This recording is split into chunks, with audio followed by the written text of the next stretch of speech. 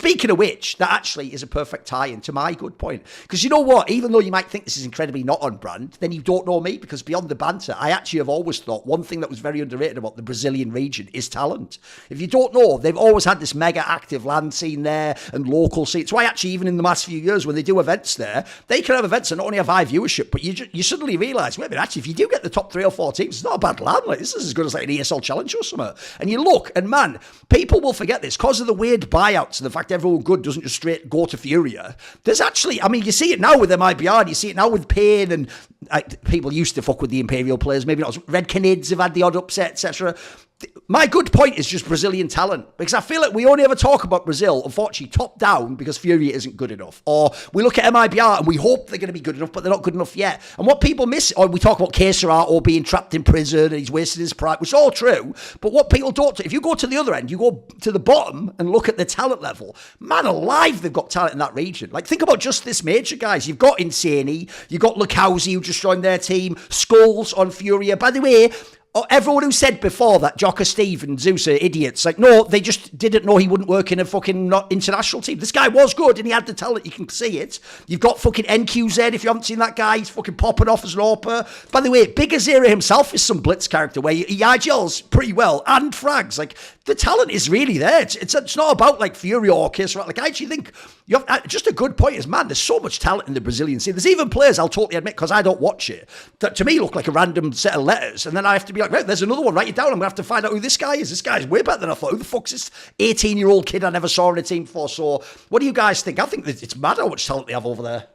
Yeah, 100%. I think that the reason why it's taken a while for us to start to pay attention to a lot of the talent, apart from, you know, your Hennies and, like you said, some of the Imperial guys and all of that, is I think a very similar problem as the Asian region in a way. And the reason being, apart from Fallen, you know, if you look at him as the guy, the godfather, and, you know, building the team and making it work around him, I don't think they had too many leadership figures from back then who really immediately transitioned. And Fallen was why now you have Knack, you know, you have Bit and all these guys, but they came in much later, remember? They came in like 2019, 18, 19, once the Brazilian scene started to explode. So I feel like for a lot of the young talent, they didn't really have the proper guidance, didn't know how to approach it the right way. They were always raw aimers. But now that some of these old guys are there, and also the fact that, you know, your Cold Zeras, the guys who were under Fallen's tutelage, they started building their own team. Sure, they didn't find too much success, but it was still a germ of an idea for all of these young guys. So now we're starting to see the coalesce. Now we're seeing an MIBR. Now we're seeing Insani and Lukowski. Now we're seeing how Drop, by the way, you know, the easiest scapegoat in the Furia team, but guess who he was under? It was Fallen. Also, he told me once in after parties, like, you know, right before he got kicked, of course, he was like, you know, I actually am the second most vocal guy in the team. Oh, wow. Fallen. Okay. I actually try to give. Seems like quite a cerebral player. I mean, he does a good job in his role, yeah. Yeah, and he's like, you know, I don't give necessarily the best of ideas, but I try. And right. I'm like, oh. So when he became the IG, I'm like, there's a pedigree behind that, right? So you're seeing all of it coming into place at the right time, because there's young kids learning to fall in, and, you know, the old guys coming in. Now they're older. Now they're wiser, they're better. And you find all these guys. What's up? Wait, you mean drop with art? Or sorry, drop with art. What am I saying? Yeah, okay, yeah. Which makes even more sense if you think about it. Sure. Oh, yeah, totally. Yeah. So, yeah, I agree 100%. And I think it's only going to get better, man, honestly. Yeah. Oh, I mean, the talent in Brazil is just absurd, actually. It's like the amount of people that you could... I'd actually even expand it to South America. Like, after watching that one Argentinian team that was playing with... the guy Thomason that was on. Oh, fuck yes! He was wrecking. Yeah, he was mega in that previous in the RMR. You mean? Yeah, he was mega, wasn't he? That guy was crazy. He was a stud, good for real. Yeah. That guy was actually he stuck it to M80. Like if he could have almost single-handedly taken down M80, but like he had 100 ADR in the series. He had 108 on the deciding map, and his teammates, nobody got over 64 ADR. Like, that's how sad his teammates were. But, like, no, in terms of actual talent, that region is just so stacked right now. There's so many people seemingly playing Counter-Strike from South America right now. The Brazilian teams too.